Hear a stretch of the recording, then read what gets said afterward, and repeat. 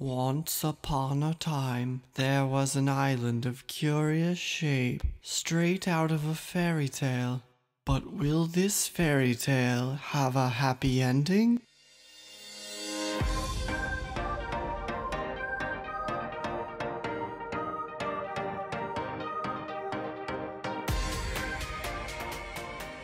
Welcome fans of Fate Grand Order.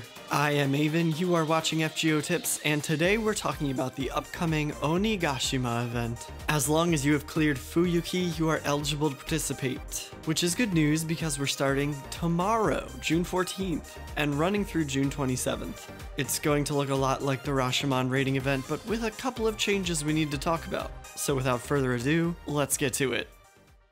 Onigashima will feature 4 parts that repeat mostly the same structure. Each will begin with main quests, depicting a story featuring the rider variant of Kintoki, who will join your party temporarily at first and permanently as long as you're able to complete the event. After completing these main quests, you'll be able to participate in raid battles next. Just like the raids in Rashomon, these battles will cost BP, battle points, instead of AP.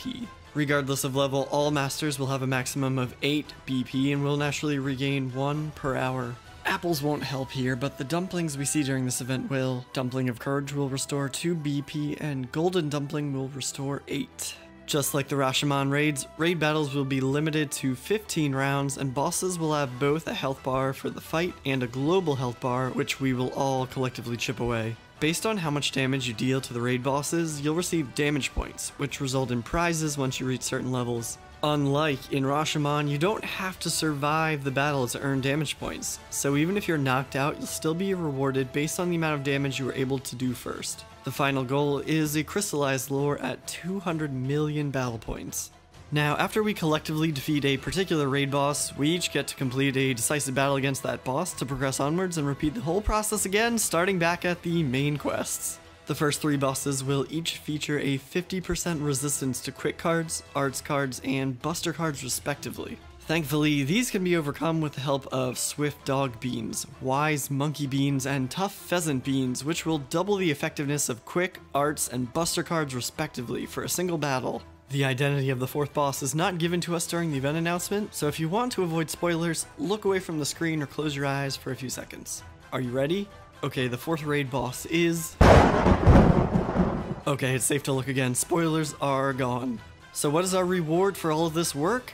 First of all, expect the usual 3-tiered currency system. This time we'll see Dragon Palace Coral, Roll of Brocade, and Oni's Wicker Basket. These things can be used in the event shop to purchase Ascension materials, monuments, and mana prisms, as well as those quick arts and buster boosting beans we'll be needing for the raid battles. You can also purchase copies of the 4-star Kintoki Rider card and the Golden Sumo Event CE. Damage points will award similar prizes, but also dumplings for restoring BP, the Golden Bear Lighters necessary to ascend Kintoki Rider, and copies of the Hot Spring Under the Moon CE. Speaking of CEs, the 2 I mentioned will go a long way towards helping out during the event. Golden Sumo will boost attack damage for a single servant by 100% or 200% after max limit breakthrough. Hot Spring Under the Moon will boost the damage of all servants by 50% or 100% after breakthrough. In addition, we'll also be getting some help in the form of damage boosts for Japanese servants.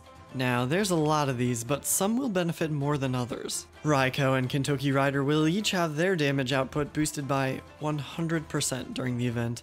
An 80% boost is given to Kintoki Berserker, Shuten, Ibaraki, Kiyohime, Ushi, and Fuma. A 60% boost is given to Benkei, Amakusa, Emiya Archer, Emiya Assassin, Okita, Nobu, Kojiro, Tamamo, Shiki Saber, and Shiki Assassin. As if all of that wasn't enough, we also get a new banner featuring new servants and event-limited craft essences.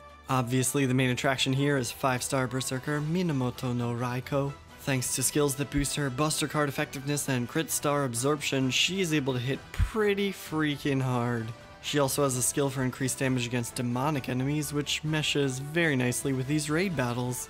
4-star Berserker Ibaraki Doji and 3-star Fuma Kotaro are also available to us for the first time here. In addition, we'll see 3-star CE Hidden Sword Pheasant Reversal, which boosts Dragon Palace Coral drops. 4-star CE Faithful Companions, which boosts Roll of Brocade drops. And 5-star CE Dumplings Over Flowers, which boosts Oni's Wicker Basket drops.